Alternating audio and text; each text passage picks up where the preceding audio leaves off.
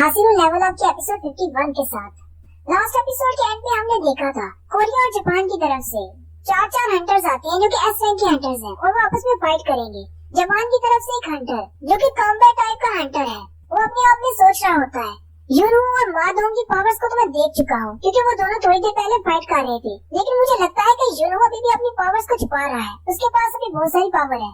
Japan की तरफ से एक लड़की हंटर भी होती है, वो कहती है अगर ये 4-on-4 की बैटल है तो मेरे ख्याल में मुझे चाइन के साथ फाइट करनी चाहिए, जबकि लिंका ये सोच रहा होता है काश मेरे साथ कोई वीक सा हंटर फाइट करने के लिए आए। मादोंग की स्पेशल एबिलिटी एक ये भी होती है कि वो अपनी बॉडी के साइज को बड़ा कर सकता है, वो जल्दी से अपनी बॉडी साइज को बड़ा कर लेता है और कहता है चलो फिर स्टार्ट करते हैं। जापान की तरफ से वही हंटर जो कि पहले सोच रहा था वो आगे बढ़ता है और कहता है मुझे इसी के साथ फाइट करनी है, मुझे लगता है कि ये बहुत ज्यादा पावरफुल है, चलो मैं इसे अपनी स्ट्रेंथ दिखाता हूँ। और वो दोनों सबसे पहले आगे बढ़ते हैं और एक दूसरे से अपने पंचेस टकराते हुए कहते हैं चलो फिर देखते हैं हम दोनों में से कौन ज्यादा स्ट्रॉन्ग है।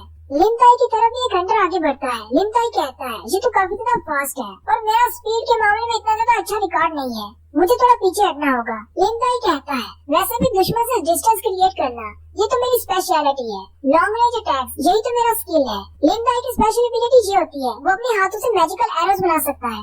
लिमताई अपने हाथों में मैजिकल एरोस बनाता है और उन्हें सामने की तरफ फेंकता है, उससे न सिर्फ वो वाला हंटर जो कि उससे लड़ने के लिए आ रहा होता है वो पीछे हट जाता है, बल्कि बाकी के सारे हंटर भी परेशान हो जाते हैं क्योंकि इसके तीर पीछे दूर तक जा रही होती है। चेयरमैन गन ही कहते हैं हमने इस जिम को बहुत ही प्योर क्वालिटी के मैजिक क्रिस्टल से बनाया है। एस रैंक से लो रैंक के हंटर्स के सामने ये दीवारें बिल्कुल स्ट्रॉन्ग है, लेकिन एस रैंक के हंटर्स के सामने ये दीवारें बिल्कुल बेकार है। चेयरमैन सब की तरफ देख रही होती है और कहते हैं मुझे लगता है कि मैंने अपने हंटर्स को इस फाइट में उतार कर कोई गलती कर दी, मेरे सारे हंटर्स का सामना टॉप क्लास के एस रैंक के हंटर्स के साथ है, वो लोग सिर्फ इनके हाथों को नहीं पकड़ेंगे बल्कि इनके बाजू को ही तोड़ देंगे। उसी वक्त एक मास्क वाला हंटर यूनू के पीछे आ जाता है और यूनू पर अटैक करने लगता है, लेकिन यूनू जल्दी से अपनी स्पीड को इस्तेमाल करते हुए सामने से हट जाते हैं। यूनू ये देखकर बहुत ज्यादा हैरान हो जाता है और कहता है मैंने ब्लड लस्ट महसूस किया था, मुझे लगा था वो मुझे मारने वाला है, लेकिन वो रुक क्यों गया, क्या वो मुझसे डर रहा है। वही हंटर अपने सीने पर हाथ रख के खड़ा हो जाता है और कहता है मुझे लगा था मैं बहुत ज्यादा नर्वस हो गया हूँ, मुझे नहीं लगता कि मैं एक हंटर बनने के लिए बिल्कुल ठीक हूँ। यूनू उसकी तरफ देखता है और कहता है पता नहीं उसने क्या सोच के ये डिसीजन लिया, लेकिन वो मुझे हरा सकता था, या तो वो एक बहुत ज्यादा डरपोक है या फिर उसे ठीक से फैसला करना नहीं आता। यूनू कहता है मुझे लगता है शायद गोटो इन सारे हंटर्स को हमारे साथ फाइट करवाकर हमारे स्किल्स को जांचना चाहता है, तो फिर इसको तैयार रहना चाहिए अभी जो इसके सामने आने वाला है। यूनू थोड़ी सी और अपनी बीच फॉर्म को रिलीज करते हैं और कहती हैं अगर तुम हमें अपने टेस्ट सब्जेक्ट बनाना चाहती हो तो फिर मैं तुम्हें अपनी स्ट्रेंथ दिखाता हूँ, मुझे थोड़ा बहुत सीरियस होना ही पड़ेगा। वो लड़का बहुत ज्यादा घबरा जाता है और कहता है इसकी तो आंखों का रंग चेंज हो गया है, मुझे यहाँ पर नहीं होना, मुझे यहाँ से जल्दी से बाहर निकलना है। यूनू जल्दी से आगे बढ़ते हैं उस पर अटैक करते हैं, लेकिन वो उनके अटैक को डॉज करता है। यूनू कहता है जितना टैलेंट तुम्हारे पास है तुम एस रैंक की हंटर्स में टॉप क्लास में जा सकते हो, लेकिन तुम तो बहुत ज्यादा डरपोक हो और अपने स्किल्स को इस्तेमाल नहीं करना चाहते। जोंगसुन सब की तरफ देखकर कहता है मेरी फाइट तो बिल्कुल बच्चों जैसी फाइट थी, ये सारे तो मॉन्स्टर्स हैं। उसी वक्त यूनू पीछे की तरफ देखते हैं तो मादोंग हार चुका होता है। जापानीज हंटर जीत जाता है और उसे कहता है मुझे लगता है कि मेरी स्ट्रेंथ तुमसे ज्यादा है, और साथ ही लिमताई भी हार जाता है। दूसरे वाला हंटर उसे दीवार के साथ लगा देता है और कहता है इससे तुम्हारी बैक पीछे लग गई है और साथ में तुम्हारी कुलाई को भी पकड़ लिया है। अपनी दोनों फाइट्स जीतने के बाद वो सारे यूनू के एक खड़े हो जाते हैं। यूनू उनसे कहता है तुम लोगों को क्या लगता है कि चाइन से फाइट करने से ज्यादा इजी मुझसे फाइट करना है, जबकि चाइन इस लड़की हंटर के साथ फाइट कर रही होती है। जापानीज हंटर कहती है मुझे लगा था ये सिर्फ फास्ट है, लेकिन ये सिर्फ फास्ट नहीं है बल्कि इसकी मूवमेंट भी बहुत ज्यादा अजीब है, मैं तो इसके मूव्स को समझ ही नहीं पा रही। और यहीं पर चाइन के बारे में बताते हैं कि चाइन का निक नेम ये डांसर है, और साथ ही बताया जाता है उसे ये निक नेम इसलिए दिया गया है क्योंकि वो अपनी फाइट को बिल्कुल डांसिंग मूव की तरह करती है जिसका कोई पैटर्न नहीं होता, और ये निक नेम कोई ज्यादा अच्छा नहीं है, इसलिए उसके गिल्ड मास्टर ने उसे इस निक नेम से पुकारने से मना किया है, इसलिए ज्यादातर हंटर्स को उसके इस नेम के बारे में नहीं पता। चाइन जल्दी से उसको सामने की तरफ से पंच मारती है, लेकिन वो लड़की उसको डॉज करते हुए पीछे हो जाती है, लेकिन चाइन घूमते हुए पीछे की तरफ चली जाती है, उसके बैग में हाथ रखते हुए उसे कहती है मैं जीत गई, तुम हार गई। चाइन भी जल्दी से यूनू की तरफ जाती है और कहती है मुझे उसकी हेल्प करना होगी, वो 2 से अकेला फाइट कर रहा है। उसी वक्त वो मास्क वाला लड़का चाइन के पीछे आ जाता है और कहता है वो दोनों यूनू के लिए काफी हैं, मुझे लगता है कि मुझे इस लड़की को हराना चाहिए। लेकिन वो जैसे ही चाइन के करीब पहुंचता है चाइन बड़ी तेजी के साथ उसके चेहरे में पंचेस की बरसात कर देती है। जापानीज हंटर ये देखकर बहुत ज्यादा हैरान हो जाते हैं और कहते हैं इसके पंचेस तो बहुत ज्यादा फास्ट थे। वो कहते हैं शायद इसने 10 पंचेस एक साथ मारे हैं या फिर 14 भी हो सकते हैं। चाइन वो भी बहुत ज्यादा हैरान हो जाती है और कहती है मुझे लगता है कि मैंने कुछ ज्यादा ही पंचेस मार दिए। लेकिन चाइन के पंचेस खाने के बाद वो हंटर बहुत ज्यादा गुस्सा हो जाता है और उसकी पर्सनैलिटी चेंज हो जाती है। उसकी स्पेशल एबिलिटी ये होती है कि वो पर्सनैलिटी चेंज कर सकता है, यानी कि उसकी सेकंड पर्सनैलिटी बहुत ज्यादा ब्लड लस्ट वाली होती है। उसकी अपनी टीम के हंटर्स कैरी होते हैं जब इसकी पर्सनैलिटी चेंज हो जाती है। ये तो अपने टीममेट्स को भी नहीं छोड़ता, ये तो बिल्कुल पागलों की तरह फाइट करता है और इसकी कोशिश होती है कि सामने वाले को मार डाले। रियोजी गोटो कहते हैं अगर कोरियन टीम से कोई जख्मी हो जाता है तो ये बहुत ज्यादा बुरा होगा। हम लोग तो सिर्फ उनकी एबिलिटीज को जांच रहे हैं।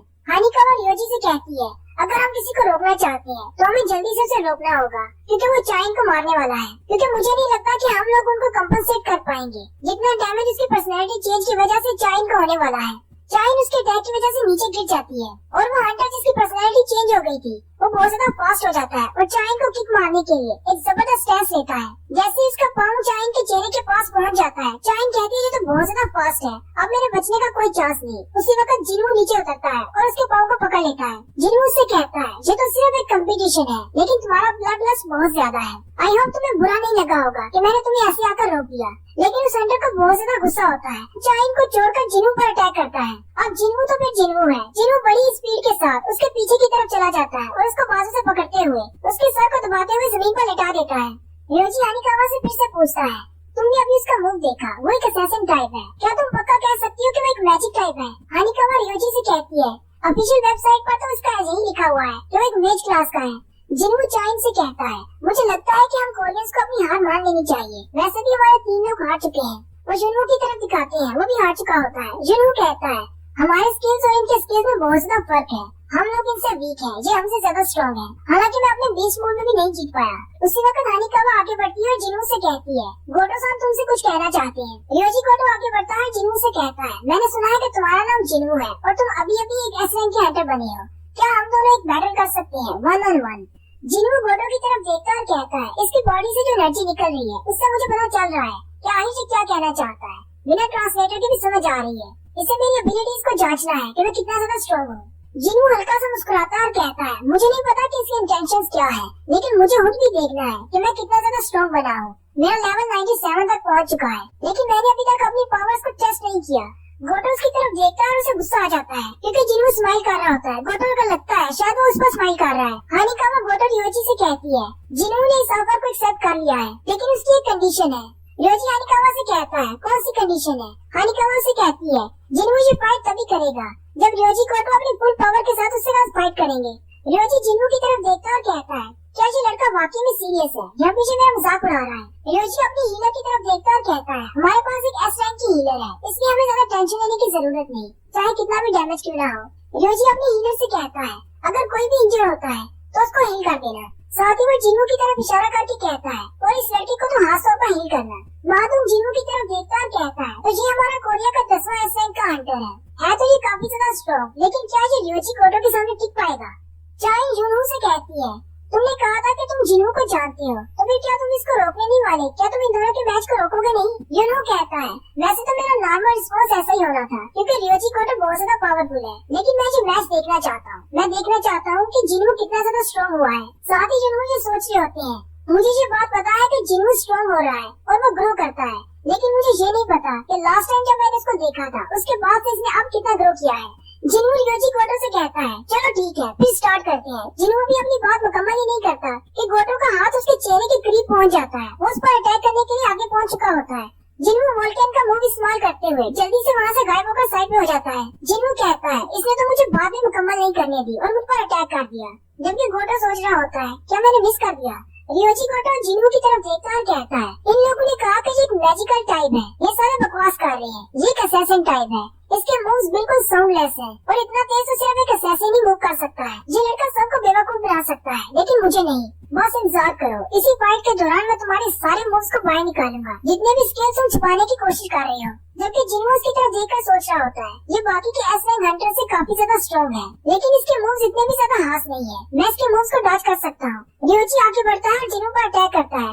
जिन्हू मुस्कुराते हुए फिर से उसके अटैक को डॉज करता है। रियोजी को और भी ज्यादा गुस्सा आ जाता है और कहता है ये तो फिर से मुझ पर स्माइल कर रहा है। जापानीज हंटर कहते हैं क्या हमें रियोजी को रोकना चाहिए, वो इस मैच को कुछ ज्यादा ही सीरियसली ले रहा है।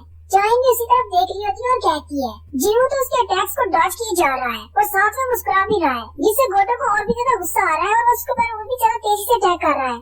चोई जॉन भी बाहर से आ जाता है और कहता है मैं तो सिगरेट पीने के लिए बाहर गया था, यहाँ पर तो कुछ बहुत ज्यादा इंटरेस्टिंग हो रहा है। गोटो जिन्हों पर अटैक पे अटैक किए जा रहा होता है और कहता है मुझे लगता है सिर्फ किस्मत से बच रहे हो। गोटो सोच रहा होता है अगर मैं अपनी फुल स्ट्रेंथ को इस्तेमाल नहीं करता तो मुझे लगता है शायद मैं इससे हार जाऊंगा। साथ ही गोटो कहता है अब मैंने अपना माइंड चेंज कर लिया, मुझे इसके स्किल्स नहीं देखने, मुझे तो बस इसको मारना है। जैसे ही उसका ब्लड लस्ट एक्टिवेट होता है, जिन्हों के पास विंडो ओपन होती है, उसे कहा जाता है कि तुम्हारे दुश्मन का ब्लड लस्ट मोड एक्टिवेट हो गया है। जिन्हों कहता है अगर इसका ब्लड लस्ट थोड़ा सा और बढ़ गया तो मेरा सिस्टम मुझे कहेगा इसे मार डालो और फिर मुझे इसे मजबूरन मारना पड़ेगा, नहीं तो मुझे पेनल्टी दी जाएगी। और यहीं पर हमारी एपिसोड 51 का एंड होता है।